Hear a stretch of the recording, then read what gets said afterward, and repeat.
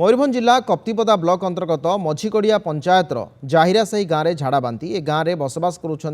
25 रु अधिक परिवार गाँव में शुद्ध पानी मिलुन स्थिति उत्पन्न होता लोके कहते एकमात्र नलकूप अचल हो पड़ पोखरी निकटरे चुआ पानीर दूषित पानी पिउछन्ति ग्रामवासी जहाँफल 3 दिन हेब गाँव में आरंभ होइछि झाड़ाबांती गाँवर प्रति घरे परिवार सदस्य आक्रांत होइथिबा बेले किछि लोकंकर अवस्था गुरुतर हेबारु सेमाने एबे कप्तिपदा मेडिकल रे चिकित्साधीन अछन्ति। मेडिकल रे 7 रु अधिक लोक भर्ती होइथिबा बेले एबे गाँव में 15 रु अधिक लोक आक्रांत होइछन्ति। आशाकर्मी घर को घर बुली आक्रांतक तथ्य नेबा सहित मेडिकल टीम पक्षरु आक्रांत मानकु औषध प्रदान करा जायछि। दिनकु दिन आक्रांतक संख्या मध्य बढ़िबार लागिछि।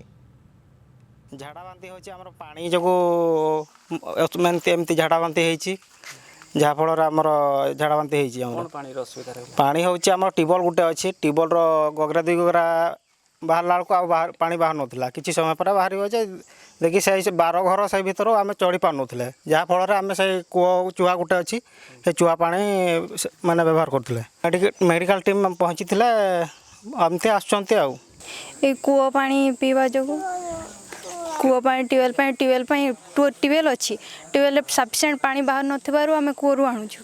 सेति डायरिया होला डाक्तरखाना रे अधे अछंती आज पुणी गले डाक्तरखाना जन को नेकी गले आज गतकाली 3 जन को नेजंती आशा दीदी दौचंती ओआरएस सब मेडिसिन दौचंती आमे ट्यूबवेल रु 2 गगरा कांतर नौथिले देकी पानी सरी जाउथिला देखि सेहि पई बाध्यरु आमे कूअरु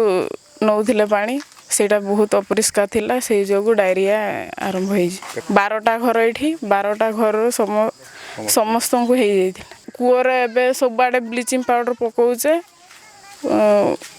आ एबे से टांकी पानी भी आसुचे।